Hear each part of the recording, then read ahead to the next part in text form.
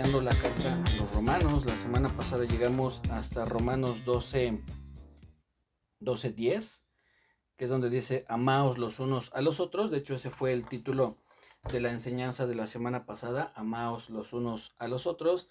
Y al final casi ya de la reunión les comenté que hoy vamos a continuar a partir del verso 11.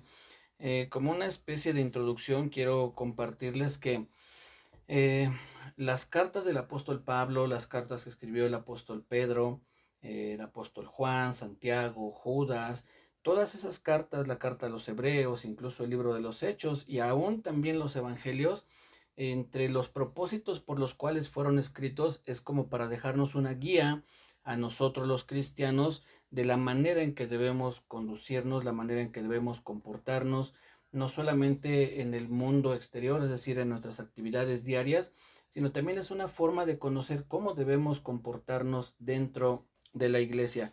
Si podemos poner un ejemplo, es como si fuera un manual de cómo debemos conducirnos dentro de la iglesia, pero también fuera de ella. De hecho, toda la Biblia, desde el Antiguo Testamento, son indicaciones que Dios nos da para saber cómo debe conducirse un verdadero hijo de Dios, no aquel que dice que es hijo de Dios, pero que después su vida dista mucho de reflejar la luz que hay en cada uno de nosotros. En Mateo capítulo 5, ya lo estudiamos cuando estuvimos viendo el Sermón del Monte, en Mateo capítulo 5, versos 14 al 16, el Señor Jesús les dice a sus discípulos, ustedes son la luz del mundo. Y parafraseando un poco, Él les dice, miren, yo no encendí una luz para después taparla y ocultarla. En otras palabras, nadie de nosotros prende una lámpara y luego le echa un bote encima para cubrirla. No tiene sentido. Sería algo inútil prender una lámpara, una vela o un foco y después cubrirlo con algo para que no dé luz. Eso no tiene sentido. ¿Qué quiero decir con esto? Que cuando el Señor Jesús nos dice que nosotros somos la luz del mundo, lo que está tratando de decirnos es, se tiene que notar que hay una luz en ti. Yo no encendí una luz en tu vida para que no se note, para que esté oculta, para que parezca que está tapada con un balde, con una cubeta o lo que sea, y no se note que hay una luz en ti. Fue encendida una luz en nosotros, es decir, la presencia del Señor Jesucristo en nuestra vida es esa luz que se tiene que ver reflejada.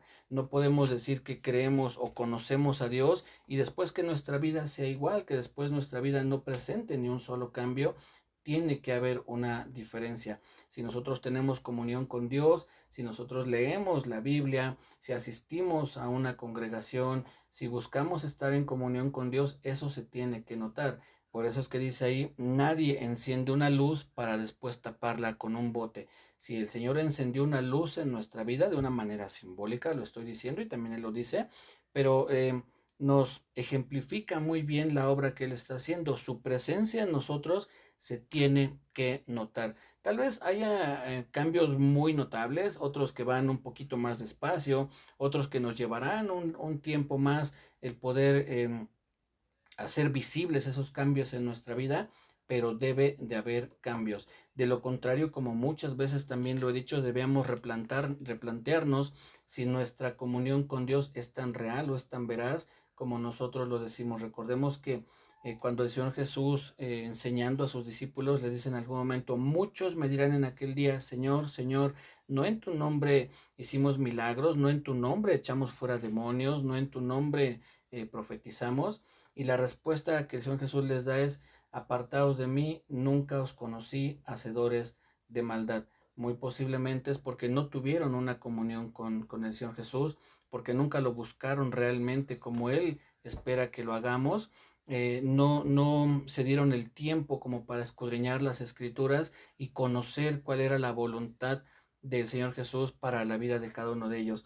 Y entonces el apóstol Pablo, como les decía al principio, las cartas que él escribe tienen entre los propósitos que podemos encontrar es que podamos saber cómo debemos conducirnos, cuáles deben ser esas evidencias en nuestra vida de que estamos siguiendo o que estamos yendo por el camino correcto. Si pudieron ver la imagen ahí en la invitación que les envié, es la imagen de una iglesia, me la encontré en internet, no sé de qué iglesia es decir, no es de alguna iglesia que yo conozca, pero buscando imágenes de iglesias, me gustó esa porque se ve que hay gente que se está abrazando, otros que se están saludando, otros que están por ahí sentados. Y el título de esta enseñanza es Deberes Cristianos, es decir, cuál es el deber que cada uno de nosotros debemos de llevar a cabo como cristianos. Habrá algunos, como ya lo vimos la semana pasada, hablando de los diferentes dones que menciona aquí el apóstol Pablo, habrá algunos que tengan ese don de servicio, que estén prestos siempre para ayudar, aunque todos debemos participar en las actividades de la iglesia, pero hay quien tiene ese don, esa habilidad. Por poner un ejemplo, yo creo que cualquier persona puede meterse a un campo de fútbol y jugar, pero no todos lo hacen de una manera hábil, no todos tienen las mismas habilidades.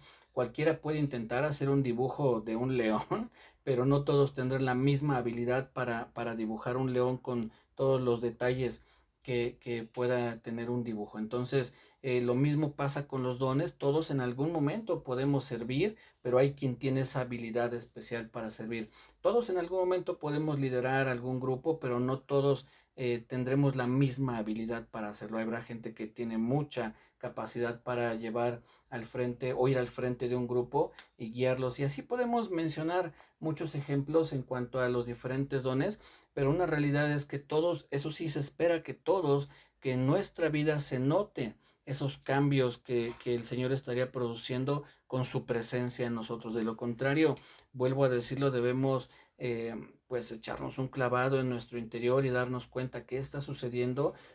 En alguna ocasión escuché a un predicador que decía, imaginen que yo quedo de verlos a las 9, como siempre nos conectamos, y de repente dan las 9:10, 9:15, 9:20, 9:30, y pum, me conecto en ese momento. Ustedes están un poco expectantes de qué habrá pasado, pues siempre estamos aquí a las 9, y entonces ustedes me ven así como estoy ahorita, y yo les digo, hermanos, discúlpenme, saben que, miren, se me hizo tarde, porque cuando venía ya para acá a la casa para poderme conectar a la enseñanza, pues mi carro lo arrolló un tren y me dio de vueltas y arrastró mi carro como 2 kilómetros, y con trabajos pude salir, me arrastré sobre la tierra, sobre el pasto, hasta que encontré el camino para venir a casa, y bueno, aquí estoy. Y ustedes me ven así como estoy, que estoy limpio, que no tengo ninguna herida, ningún raspón. Ustedes dirán, no, como que el hermano nos está engañando, nos está mintiendo, no tiene ninguna huella, no hay ninguna señal en su imagen que nos indique que realmente tuvo un accidente de ese tamaño, que tuvo un accidente tan fuerte como para que su carro fuera arrastrado tantos metros y después el salir ahí pues arrastrándose también entre la tierra y todo, y no, como que no, hay algo que no checa, ¿no? Entonces, ¿qué es lo que pasa cuando uno dice yo creo en Dios y leo la Biblia y voy a la iglesia, pero vemos que no hay esas señales, no hay esas marcas en su vida que demuestren que realmente está siguiendo a Dios? Entonces debemos de decir, aquí hay algo raro, no puede ser, volviendo al ejemplo del tren, no puede ser que tengas un encuentro, un encontronazo con un tren y no pase nada. Es lo mismo, no puede ser que tengas un encuentro con Dios y tu vida siga siendo la misma. Tiene que haber evidencias de que la presencia de Dios está transformando tu vida. ¿Qué es lo que dice el apóstol Pablo aquí en el capítulo 2 al principio? Dice, no os conforméis a este mundo, es decir, no te amoldes a este mundo, no tomes la forma de este mundo, sino dice, transformaos por medio de la renovación de vuestro entendimiento. Tiene que haber una transformación en nuestra forma de pensar, tiene que haber una transformación en nuestra manera de actuar, para que entonces haya esas evidencias de que la presencia de Dios está en nuestra vida. Insisto, de lo contrario, pues debemos de decirle a Dios que nos ayude, que hay algo que no está bien en nosotros, algo no está checando, y entonces tenemos que pues mirar un poquito atrás, regresar, echar unos pasos atrás para poder ver qué es lo que está sucediendo en nuestra vida. Entonces vamos a ver ahora unas indicaciones, y esto es bien importante porque va a ser como una especie de lista en la que nosotros vamos a ir checando lo que aquí dice el apóstol Pablo y viéndolo en nosotros, si es que nos estamos comportando así o nos falta, o en algunas cosas ya estamos bien, en otras de plano estamos un poco atrasados, ¿no? En nuestra manera de comportarnos, pero todos debemos de tener un comportamiento diferente al que teníamos antes de conocer a Dios y sobre todo que la gente que nos conoce lo note. Habrá gente que no me conozca, que nunca me haya tratado, que escuche tal vez este audio en YouTube y no sepa realmente cómo soy. Bueno, esa persona no podrá dar un testimonio fiel de mí porque no me conoce, pero los que me conocen pueden decir si es que han notado algún cambio, a lo mejor muy pequeñito, no estoy diciendo que, wow, cómo he cambiado, pero yo espero que sí puedan notar esos cambios y que la gente que te conoce, la gente cercana a ti, puedan notar esos cambios, puedan ver que hay algo diferente en tu vida,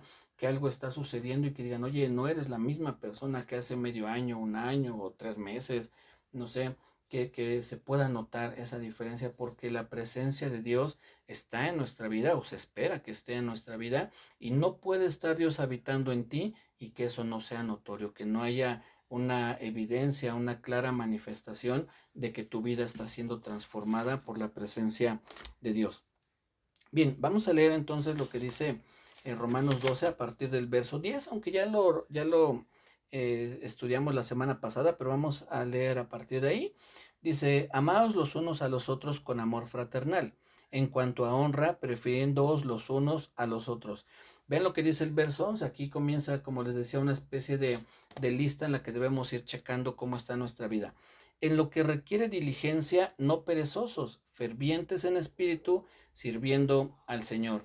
Yo creo que hoy en día, sobre todo con las redes sociales, con el internet, con todas las distracciones que hay, muchos de nosotros estamos en ese filo de volvernos negligentes, es decir, de no hacer o no atender las cosas que son prioritarias por cuestiones del internet, por cuestiones de las redes sociales. Todos, yo creo, me imagino que todos, al menos en mí sí ha sucedido, que de repente se distrae uno, ¿no? Con el YouTube, con el Facebook, con el Twitter, o bueno, ya ahora tiene otro nombre, es X, pero bueno, cada uno de nosotros puede darse cuenta cómo vamos dejando las cosas que son más importantes a un lado por entretenernos en cosas que si bien en esencia no son pecado, pero al distraernos de nuestras prioridades, entonces sí se convierten en un problema. Y dice aquí que debemos ser diligentes. Hay cosas que requieren diligencia.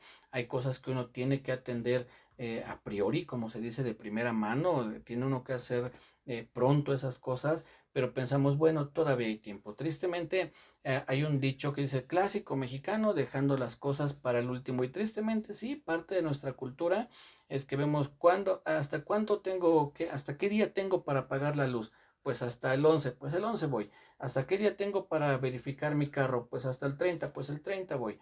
¿Hasta qué día puedo pagar la tarjeta? El 15, pues el 15 voy. Acostumbramos a dejarlo todo al último momento y encontramos filas enormes. ¿Y por qué hay esas filas tan enormes? Porque toda esa gente, o la gran mayoría, pensó lo mismo que nosotros. ¿Hasta qué día tengo? Tal día, pues ese día voy.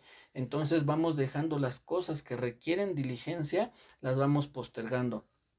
Y dice aquí el apóstol Pablo, dice, no perezosos, fervientes en espíritu, sirviendo al Señor. Es bien importante que sirvamos al Señor, que lo hagamos fervientes, con ánimo, con alegría, con entusiasmo, sin ser negligentes o perezosos. Tenemos que ser diligentes, hacerlo con un buen ánimo, hacerlo con alegría y debemos servir al Señor.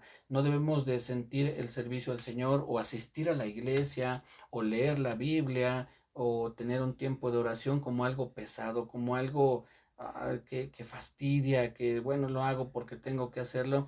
Tenemos que hacerlo, como es aquí, fervientes en espíritu, es decir, que haya una alegría. Sé que no es fácil, a veces está uno cansado, tiene uno ya sueño, o se levanta uno a las prisas porque hay que hacer alguna otra actividad, pero debemos de buscar ese tiempo. Dice un hermano también, un predicador, dice, para leer la Biblia no hay tiempo, te tienes que hacer tiempo. No es que digas, bueno, sí, va a haber un tiempo aquí. Tiene uno que buscar porque el cuerpo, la carne, nuestras ocupaciones siempre van a buscar un distractor, siempre van a buscar algo que nos guste, que nos acomode, que nos relaje, que nos distraiga. Y aunque tenemos presente que debemos leer la Biblia, decimos, bueno, veo un ratito unos videos o veo un ratito a ver qué han publicado en Facebook o veo un poquito que hay en la tele y después leo la Biblia. Y ese poquito se convierte en una hora, hora y media o más, o nos quedamos dormidos viendo la televisión, o cuando vemos ya es muy noche decimos, no, me tengo que parar temprano, mejor me duermo ahorita y mañana me levanto un poquito antes y entonces leo la Biblia. Y el otro día, como ese día un día antes nos dormimos tarde, al otro día no nos paramos tan temprano y vamos postergando la lectura de la Biblia para después y no estamos siendo diligentes, como dice aquí el apóstol Pablo. Tiene que haber diligencia en nuestra vida en todo, pero sobre todo en las cosas que tienen que ver con el Señor. Y dice aquí algo que es importante también, dice, fervientes en espíritu sirviendo al Señor. Se espera que conforme nosotros vamos avanzando en el conocimiento del Señor, la forma en que servimos al Señor o la forma en que atendemos las cosas que tienen que ver con el Señor, vayan siendo de una manera con gozo, con alegría, con agradecimiento. Hay un pasaje donde el Señor Jesús les pregunta o les cuenta esto a unas personas, les dice, había un padre de familia que tenía 2 hijos, dice, y a uno de ellos le dijo, ve a trabajar conmigo al campo, dice, y el hijo, le contestó, sí, voy, y después le dijo a otro, pero no fue, dice el Señor Jesús, él le dijo, sí voy, pero no fue. Dice, y le dijo a otro, ve a trabajar conmigo al campo, el otro dice, no, no quiero, dice, pero arrepentido fue. Y el Señor Jesús pregunta, ¿quién de los dos hizo la voluntad de su padre? Y le responden a esa gente, el que fue, el que se arrepintió y fue. ¿Qué quiere decir esto? Bueno, que el que dijo, no, no voy, tenía una mala actitud al decirle, no, no quiero ir a trabajar. Pero después arrepentido fue. Al final, aunque con una mala actitud, terminó obedeciendo a su papá. Pero se espera que nosotros en algún momento ya nuestra forma de obedecer a Dios no sea con una mala actitud. No sea diciendo, ay, pues no quiero orar, pero tengo que orar. Ay, no quiero leer la Biblia, pero tengo que hacerlo, no, sino que podamos decir, sí, claro, tengo que orar, sí, claro, tengo que leer la Biblia y lo hago con alegría, lo hago con gusto, lo hago con agradecimiento.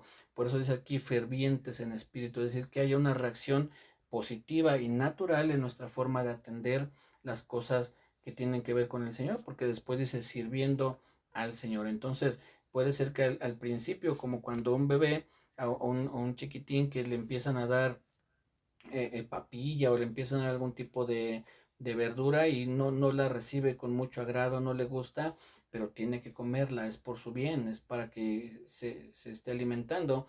Así puede ser que nosotros al principio no recibamos con mucha alegría el tener que leer la Biblia o tener que orar, pero es por nuestro bien, es para que podamos ir creciendo. Después dice más adelante en el verso 12, gozosos en la esperanza, sufridos en la tribulación, constantes en la oración. Esto de gozosos en la esperanza es que al final, al saber que en este mundo va a haber tribulaciones, el Señor Jesús lo anticipó, él dijo, en el mundo tendréis aflicción, pero confiad, yo he vencido al mundo.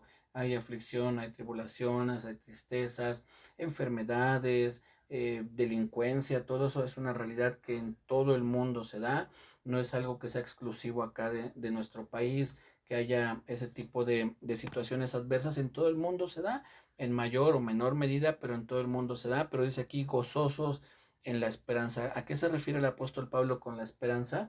En otras de sus cartas nos deja ver que cuando él habla de esa esperanza, la mayor parte de las veces lo hace en alusión a la salvación, es decir, al momento en que estemos ya con el Señor, es decir, al momento en el que culmine o se lleve a cabo o se complete nuestra salvación. Esa es la esperanza, la redención de nuestras almas, dicen en uno de los pasajes.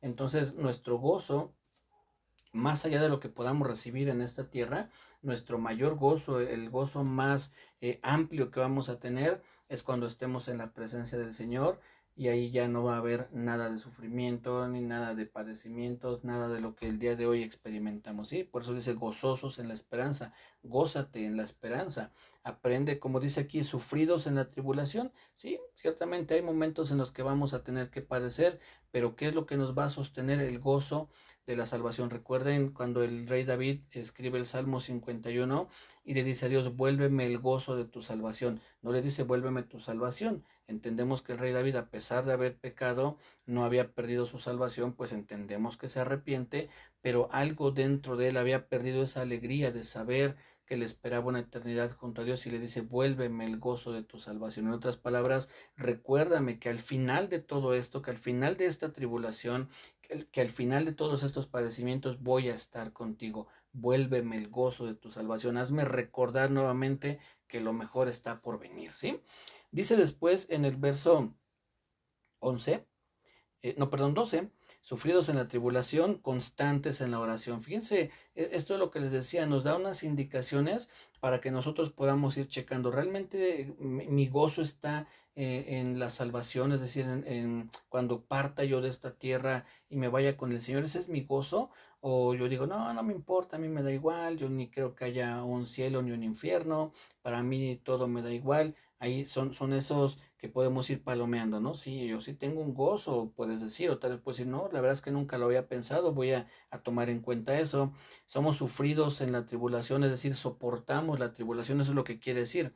Sufridos en la tribulación es soportar la tribulación. La soportamos de una manera correcta o nos estamos quejando, ay, ¿por qué Dios? Pero si tú, y nos quejamos y estamos constantemente quejándonos con el Señor de lo mal que están las cosas, de lo difícil que está la situación. Una cosa es comentarle al Señor, Señor, las cosas no están bien, mira, en nuestro país podemos ver esto, hay cosas buenas, pero hay otras cosas en las que se requiere que nuestro país cambie y solo tú puedes transformarlo. Bueno, esa es una cosa, pero otra cosa es que le reclamemos a Dios por lo que esté sucediendo en nuestro país, cuando pues sabemos que el Señor Jesús, lo vimos hace poco, dice que el trigo y la cizaña crecerán juntos hasta el final del siglo. En otras palabras, siempre va a haber maldad, siempre va a haber gente mala a nuestro alrededor, y eso se dará hasta el último de los días.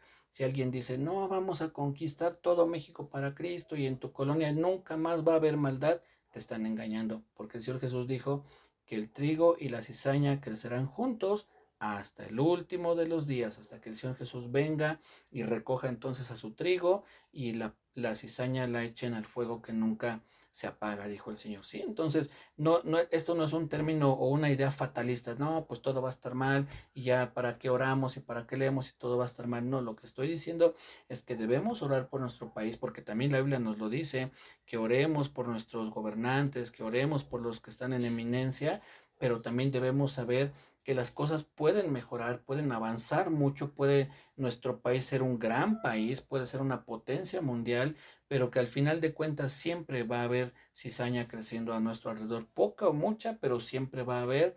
Pero no, eso no debe desanimarnos, no debe ser algo, les decía, fatalista, sino que nos impulsa a orar por nuestro país, pero que no nos autoengañemos o no nos engañen otros diciendo que si tú oras o ayunas o estableces o decretas, la maldad se va a acabar en tu colonia. Pues no, tristemente no va a ser así. Bien, dice después entonces que seamos constantes en la oración, compartir, también es otro check, ¿no? ¿Qué tanto oramos? Si oramos todos los días, ¿cuánto tiempo? 1 minuto, 2 minutos, 5 minutos, dice constantes en la oración. Tiene que ser una práctica constante en nuestra vida. Después dice en el verso 13, compartiendo para las necesidades de los santos. Aquí cuando dice los santos se refiere a los hermanos, no se refiere a otra cosa, sino a los hermanos que se congregan en una iglesia, y cuando tú veas un hermano que tiene necesidad, dice la Biblia que si tienes que darle, pues le des, ¿no? También hay veces que por ejemplo, aquí en el libro de los Hechos, si no mal recuerdo, dice que juntan una ofrenda para llevar a los pobres, a los hermanos pobres que había en Jerusalén. Entonces, dentro de Jerusalén, pues no se podían ayudar entre ellos porque todos tenían necesidad, tuvieron que esperar que Dios enviara ayuda de fuera, de otros lugares, para poder llevar pues esa ayuda a Jerusalén. Entonces, hay veces que pues conocemos o vemos hermanos que están en una situación complicada y posiblemente nosotros también estemos en esa situación y no podamos ayudarles, pero confiemos en que la ayuda del Señor vendrá. Pero si tenemos con qué apoyar a nuestros hermanos, pues hay que ayudarles, ¿no? Compartiendo, como dice aquí, para las necesidades de los santos. Después dice, practicando la hospitalidad. Esto, sobre todo, hoy no se da tan común esto de la hospitalidad, aunque podemos entender la hospitalidad como que uno esté abierto a recibir a los hermanos en casa como una visita. Hermano, te invito a comer, ven a tomarte un cafecito y oramos, leemos la Biblia. Pero mayormente se daba porque cuando se comenzó a esparcir el evangelio en estos tiempos, en los tiempos en que el apóstol Pablo escribe esta carta, había muchos hermanos que andaban viajando y buscaban un hermano, un cristiano, donde quedarse para no pasar la noche a la intemperie, y había hermanos que no les gustaba recibir a estos viajeros, a estos hermanos misioneros. Entonces les dice, no, practiquen la hospitalidad, reciban a los hermanos que andan de misioneros, que andan predicando el evangelio, denles un techo, comida, una frazada para que puedan estar cobijados. Entonces les dice, practiquen la hospitalidad. Ya no se da, en nuestros tiempos ya no se da tan frecuente como, o de la misma forma en que se daba en aquellos tiempos, con la misma, ¿cómo puedo decirlo? Si no era tan común como, o no es tan común el día de hoy como se daba en aquellos tiempos, pero podemos practicar la hospitalidad de otra manera, ¿no? Teniendo esa convivencia con los hermanos, que pues a veces nos cuesta, bueno, puede ser que sea el caso que les cueste recibir o visitar, incluso también a algún hermano, pero ahí está, debemos de practicar la hospitalidad, también ahí vamos a ir checando en nuestra vida si es que vamos bien. Dice después en el verso 14, bendecid a los que os persiguen, bendecid y no maldigáis. Aquí, híjole, esto es de las cosas complicadas, ¿no? Cuando nos encontramos a alguien que se ha empecinado en hacernos la vida de cuadritos, pues no es tan fácil bendecirlo, ¿no? A veces quisiéramos decir como Juan y Jacobo, los discípulos del Señor, que le dicen, Señor, ¿quieres que oremos para que caiga fuego y los destruya? A veces creo que así pensamos o quisiéramos poder decirle al Señor, Señor, envía fuego y destruye a esta persona que nos ha hecho la vida de cuadritos. Pero ¿qué nos dice aquí el apóstol Pablo o el Espíritu Santo a través del apóstol Pablo? Bendice a los que te persiguen. En otras palabras, no les desees el mal, deseales el bien o habla bien a favor de ellos. Bendecir, ¿qué quiere decir? Bien decir. Di cosas buenas a favor de ellos, Señor. Ten misericordia de ellos, Señor, que te conozcan, que se arrepientan, que puedan andar en tus caminos. Y no debemos decirle, Señor, que se pudran en el infierno y que les vaya mal. No, no, no, no. No, no estamos en esa posición porque nosotros también le hemos hecho algo a otras personas en algún momento con querer o sin querer hemos ofendido a alguien e imagínense que esa persona dijera eso de nosotros, Señor, el hermano David me ofendió y que se vaya al infierno. No, yo no quisiera que nadie pida eso de mí, entonces no debemos nosotros pedirlo para otro, Señor, y ser sinceros, ¿no? Con el Señor, me cae mal esta persona, pero pues, Señor, ten misericordia de él como la tuviste de mí, como has tenido misericordia de mí, ¿sale? Dice después, bendecir y no maldigáis, que es lo que les acabo de comentar. Dice, gozaos con los que se gozan, llorad con los que lloran, unánimes entre vosotros, no altivos, sino asociándoos con los humildes. Aquí, cuando dice gozad con los que se gozan, llorad con los que lloran, es que debemos ser empáticos con todos, ¿no? Cuando alguien se alegra, cuando alguien, por ejemplo, vamos a pensar que se gradúa, ¿no? De la escuela y está alegre y comparte en la iglesia, hermanos, ¿qué creen? Me gradué, ya obtuve mi título, ya pude al fin concluir mis estudios, pues hay que gozarnos con ellos, hay que alegrarnos, qué bueno, hermano, Dios te bendiga y que puedas encontrar un trabajo pronto y un trabajo que pues pueda ser bien remunerado, en fin, ¿no? Pero también gente cuando en algún momento tiene algún pesar en su vida, pues también, ¿no? No ser indiferentes ante esa situación, sino hermano, pues mira, tal vez económicamente no puedo ayudarte mucho, o tal vez sí podemos, pero cuenta con mis oraciones y si en algo te puedo apoyar, acompañar, estar contigo, pues aquí estoy, ¿no? Yo te puedo apoyar en esta situación que estás atravesando. Debemos alegrarnos con los que se alegran, no debemos de tener envidia, no debemos ser egoístas, sino que si al hermano le está yendo bien, pues gloria a Dios, qué bueno, y gozarnos con que le vaya bien. Y si algún hermano está padeciendo, no debemos alegrarnos, qué bueno que le pasó eso, no. Dice, llorad con los que lloran, sé empático, debe haber empatía en nuestra vida con nuestros hermanos. Otro puntito más ahí para checar cómo estamos nosotros actuando, ¿sí? Dice después, unánimes, entre vosotros unánimes, es decir, un mismo sentir. Debemos de buscar siempre las cosas que nos unan. Apenas leí una frase que decía que en las cosas hay diferentes formas de pensar, ¿no? Entre los hermanos, en las iglesias, pero esta frase decía que en las cosas que no son esenciales debe de haber libertad, en las cosas que son esenciales en una iglesia, es decir, en las doctrinas importantes o más importantes, debe de haber unidad, pero en todo debe haber amor. Ya sea que el hermano no piense exactamente igual que yo, bueno, debo de amarlo.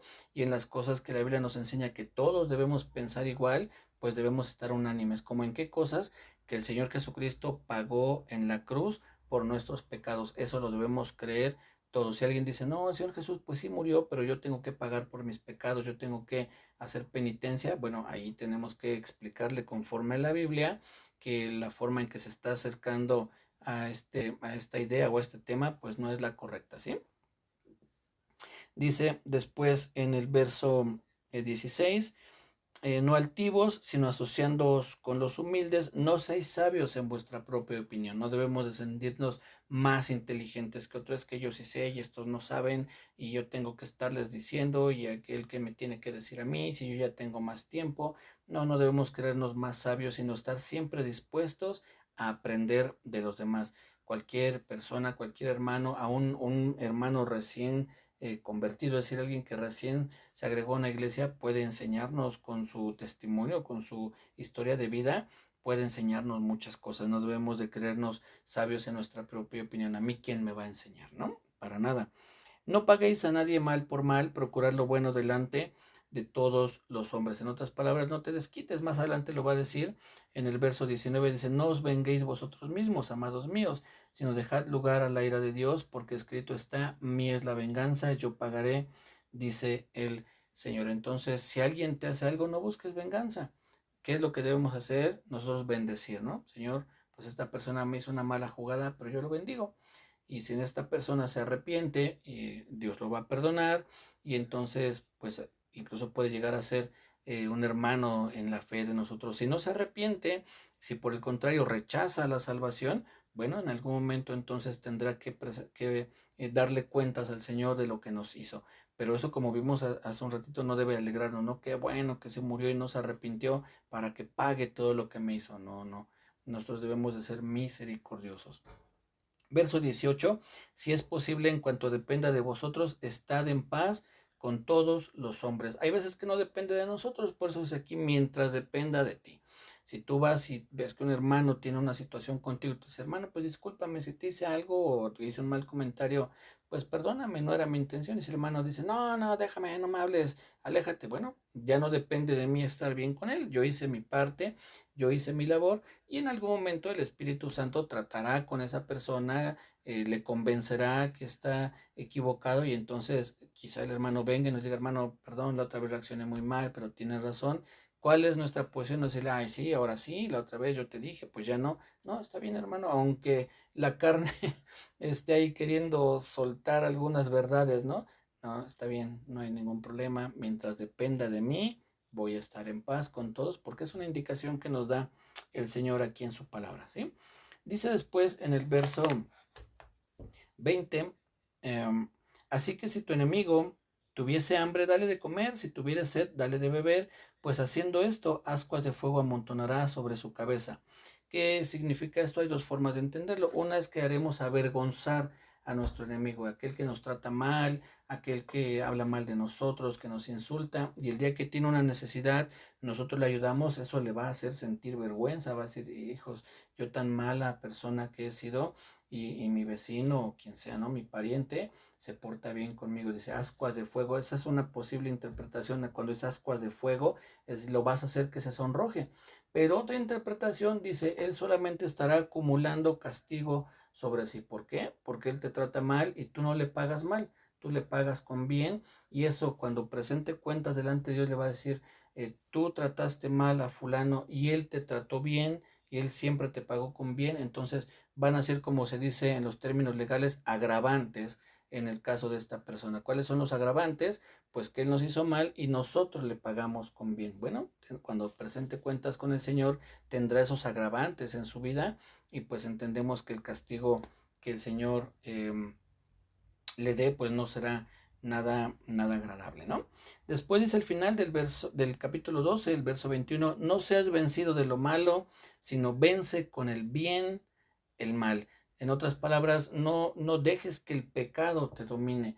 Antes que eso, vence el pecado con el bien. ¿Cómo es eso? Bueno, escudriñando la palabra de Dios, orando, congregándonos, pidiendo apoyo a los hermanos. Eso es vencer con el bien el mal. No somos llaneros solitarios.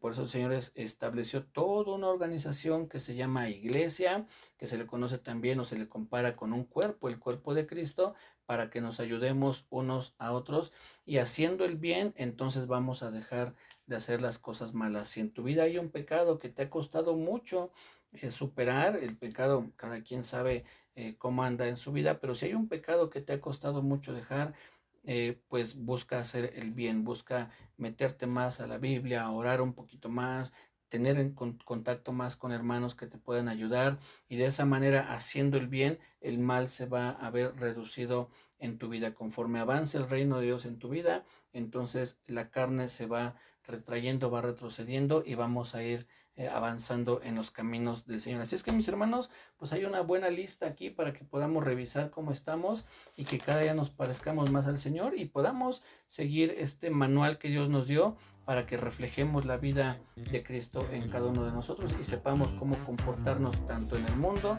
como en la iglesia. ¿Vale? Que Dios les bendiga, cuídense mucho, nos saludamos el jueves, si Dios nos lo permite. Que tengan muy buenas noches, descansen.